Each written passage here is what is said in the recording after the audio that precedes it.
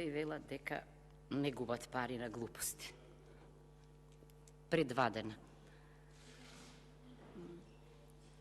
Би сакала само да подсетам на нешто. Промени во влада во последната година од мандатот се прават обично при избивање на некој голем скандал, зашто е многу ризично и тоа е признание дека ако во последната година зборувате за реформи, не сте направиле никакви реформи во претходните 3 години. И јас ќе ви кажам еден пример таков што требаше да го направите, врзан е за заменик министерот за внатрешни, господинот Буши, кој една ноќ глумеше шеик по Босфорот. Токму така, ако го разрешевте него, бидејќи, повторувам, министер не сме да земе повеќе од 100 евра од никого во Македонија, а во светот ни 1 евро. Нашите колеги од странство, да подсетам, го гледам господинот, го нема господинот Снопче, рекоа дека ваков скандал би предизвикал пат на владата истата вечер. Но, ние не сме една современа модерна држава. Значи, тоа е првото. Зошто е опасно да се менуваат министри во последната година? Зошто треба да се институционализира меморијата? Ако нема ефикасна влада, ако нема квалитетна влада, ако не може премиерот да си го познава тимот и да му верува на тимот, тогаш во игра се пазарни механизми.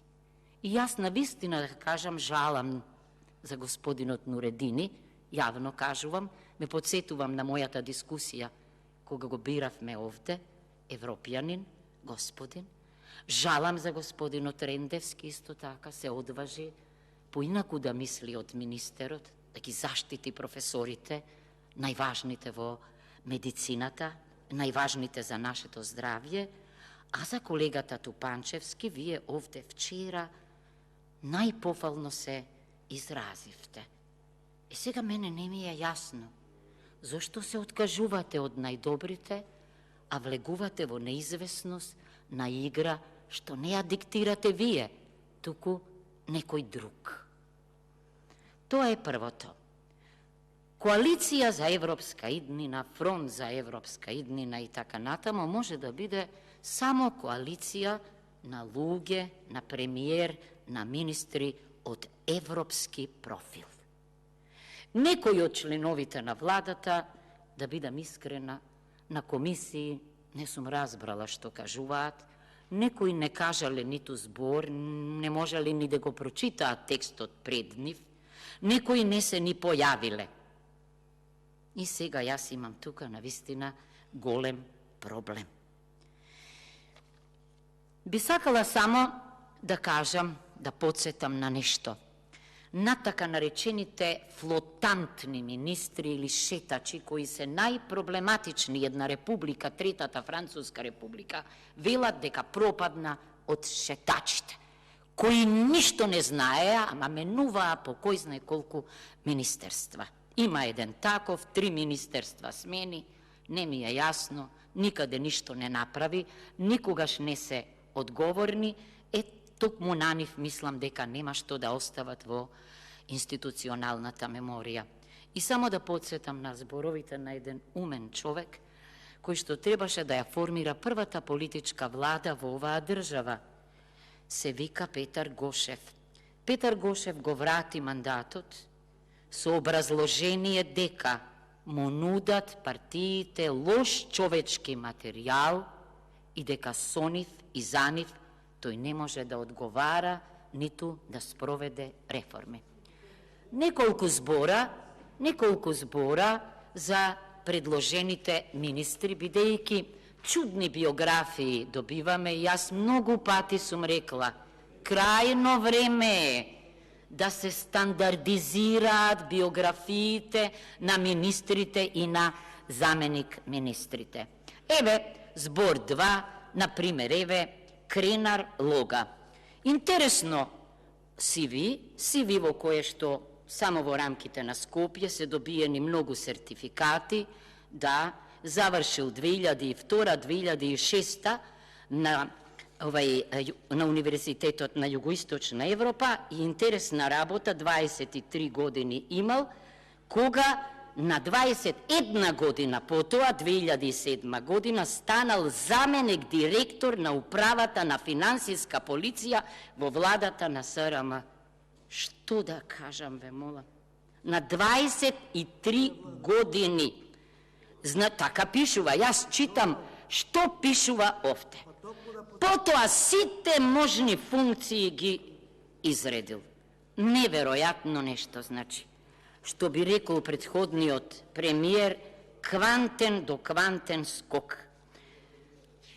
Еве, за следните министри, министерот Фатмир Беџити, не се осудувам јас да коментирам професии што не ми се блиски, меѓутоа, ќе видите тука трудови, ќе видите сертификати, ќе видите соработка, докторат и така натамо. Значи, тоа само можам за него да кажам. Се надевам дека ќе биде подобар од претходниот. Ве молам, ми пречите. Извинете. Следниот кандидат е господинот Азир Алију. Не можам да не кажам дека е ова една богата биографија, CV, меѓутоа, знаете како, слушам дека е тоа советникот на господинот Груевски за, значи, па затоа една моја колешка би рекла дека бил режимски слуга, бидејќи така ја нарече партијата на која што тој и слугувал. Значи, треба да ги мериме зборовите, може би ова е единствената биографија каде што има референции, човек ќе рече овде има материјал, иако волшебник да ја повторувам, за една година ништо не може да направи. Кај замениците министри, првиот предлог е господин Тирон Јајага. Интересни. Не се тие точка сега. Точка се министри. Се извинувам. Извинувам, случајно материјалот сум го зела. Значи, сакам да кажам, еден мој колега овде, кого многу го ценам, умен математичар, често пати зборува што е оксиморон. Ја да кажам, оксиморон е да сметате дека некој што до вчера бил антиевропјанин, а од утре ќе влезе во владата и ќе стане проевропјанин. Оксиморон е да сметате дека некој што бил во алтернатива, до вчера бил во Европскиот фронт, а од денес ќе биде во антиевропскиот фронт. Најоксиморон е да тврдите дека реформа е можна за 10 месеци.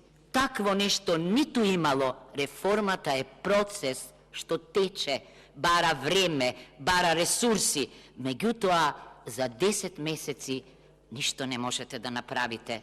Мојот заклучок е дека во владата има сериозни проблеми и притисоци. Премиерот не може да си го управува тимот. Јас знам зошто господинот Филип е овде, бидејќи го знам и од седниците на комисијата и бидејќи знам дека си го знае она што го прави, ама за мнозина што останаа, па и за овие што се овде наброени, имам голема јанза дека можат нешто да направат. Тие се само дел, субјекти на еден партиски пазар. Затоа оваа држава во сите книги во моментов е партитократска држава. Денеска и вчера, благодарение на председателот, предпоставувам и на председателката на женското лоби, прекрасен амбиент има, доаѓаат млади од сите училишта, албанци, македонци, турци, роми, и денеска еден од организаторите рече: држава со ваква младина има иднина. Јас велам, млади со ваква држава немаат иднина.